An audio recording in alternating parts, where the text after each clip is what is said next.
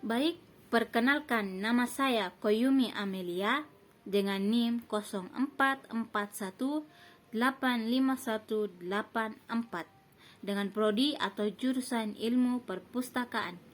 Assalamualaikum warahmatullahi wabarakatuh. Salam sejahtera bagi kita semua dan semoga selalu dalam lindungan Tuhan Yang Maha Esa.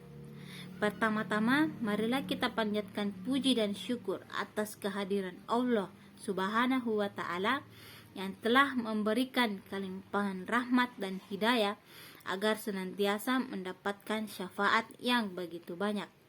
Alhamdulillah, pada kesempatan kali ini kita semua dan kepada yang terhormat Ibu Ayu Masruro mampu berkumpul untuk mendengarkan topik yang ingin saya bawakan tentang COVID-19 ini. Di sini saya mau memaparkan atau menjelaskan sedikit pengertian dari COVID-19 ini. Apakah pengertian dari COVID-19 ini? COVID-19 atau yang biasa dikatakan dengan coronavirus yaitu merupakan penyakit yang disebabkan oleh coronavirus dan menimbulkan gejala utama berupa gangguan pernapasan. Penyakit ini menjadi sorotan karena kemunculannya pada akhir tahun 2019 pertama kali di Wuhan, China. Lokasi kemunculan pertama kali ini membuat coronavirus juga dikenal dengan sebutan Wuhan virus. Dan saya ingin memaparkan sedikit penyebab dari gejala COVID-19 ini. Penyebab gejala dari virus corona merupakan virus single-stranded RNA yang berasal dari kelompok Coronaviridae. Dinamakan coronavirus karena permukaannya yang berbentuk seperti mahkota.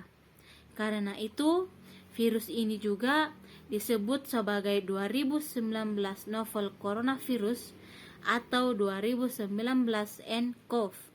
Virus corona pada umumnya dapat ditemukan kepada hewan seperti unta, ular, hewan ternak, kucing maupun kelelawar.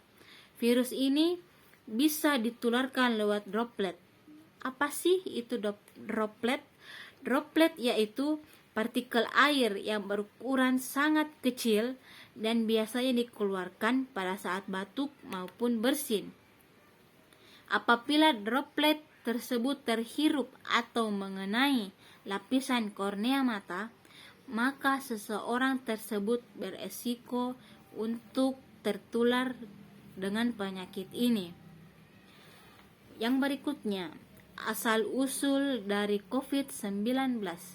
Asal-usul dari COVID-19 ini ialah gejala virus corona tersebut yang dapat bertambah parah secara cepat dan menyebabkan gagal pernapasan sehingga membuat seseorang menjadi kematian. Dan juga infeksi coronavirus umumnya diketahui melalui gejala dan pemeriksaan fisik yang dikeluhkan oleh pasien.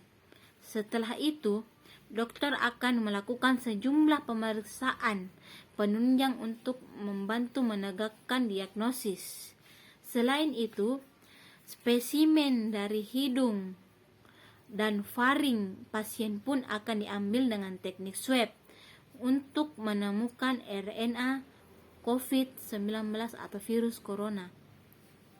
Untuk pemeriksaan radiologi, dapat dilakukan pemeriksaan ronsen dada ataupun CT scan pada dada.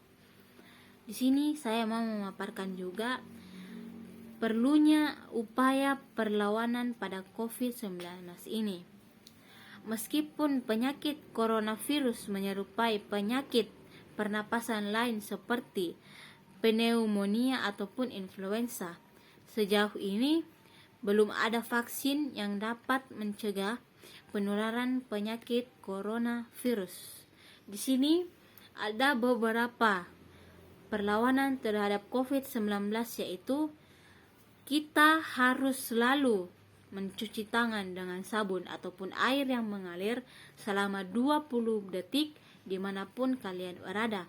Meskipun kalian memiliki aktivitas ataupun kesibukan yang sangat padat, hendaknya setelah kita melakukan aktivitas tersebut guna mencuci tangan agar terhindar dari penularan COVID-19 ini. Dan tidak lupa untuk menggunakan hand sanitizer ataupun tisu basah yang mengandung 100% bahan alkohol. Dan juga ketika kalian ingin mengunjungi suatu tempat ataupun kota dan wilayah, hendaknya untuk kalian menghindari kerumunan massal di lingkungan sekitar. Dan juga selalu menggunakan masker setidaknya 2 lapis guna mencegah penyebaran COVID-19 ini. Dan tidak lupa untuk kalian selalu menjaga jarak minimal 1,5 meter dan menjaga kontak fisik kepada seseorang yang sedang sakit.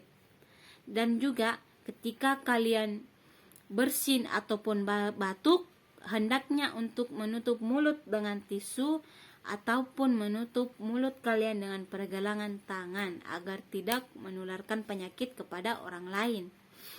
Dan jangan lupa untuk tidak selalu mendatangi kawasan, daerah atau kota yang masih berkawasan zona merah, zona orange ataupun zona kuning, guna kalian tidak tertular oleh penyakit ataupun virus corona yang telah dipaparkan oleh seseorang. Dan ingat, selalu menjaga kesehatan dengan selalu berolahraga 3 kali dalam seminggu. Dan juga yang harus kalian ingat adalah kalian harus melakukan vaksinasi pertama dan juga vaksinasi kedua di tempat kalian tinggal guna untuk pencegahan penularan COVID-19 ini yang masih berada di sekitar kita tapi kita belum mengetahui secara detail. Oke, dan ini penutupan dari saya ialah dengan kerangka topik yang saya buat ini, saya mengingatkan bagi semua yang telah membaca topik saya ini agar selalu mematuhi protokol kesehatan yang ada dan mematuhi aturan dari Satgas COVID-19 maupun aturan yang telah dibuat oleh aparat lainnya. Dan juga buat kalian semua guna untuk menghindari kerumunan yang ada ataupun keramaian dimanapun kalian berada, meskipun kerumunan ataupun keramaian yang harus kalian hindari, meskipun kerumunan ataupun keramaian kalian harus hindari guna untuk pencegahan COVID-19 yang ada. Dan juga kalian harus selalu menggunakan masker minimal 2 lapis dan juga selalu dan sering mencuci tangan atau menggunakan hand sanitizer dan juga tisu basah yang menggunakan 100% bahan alkohol. Dan juga selalu memperingati bahwa pentingnya untuk mematuhi protokol kesehatan yang ada. Demikianlah kerangka topik yang telah saya buat. Lebih dan kurangnya atau ada salah-salah kata ataupun perkataan yang saya ucapkan, mohon dimaafkan. Wabillahi taufiq wal hidayat. Wassalamualaikum warahmatullahi wabarakatuh. Sekian dan terima kasih.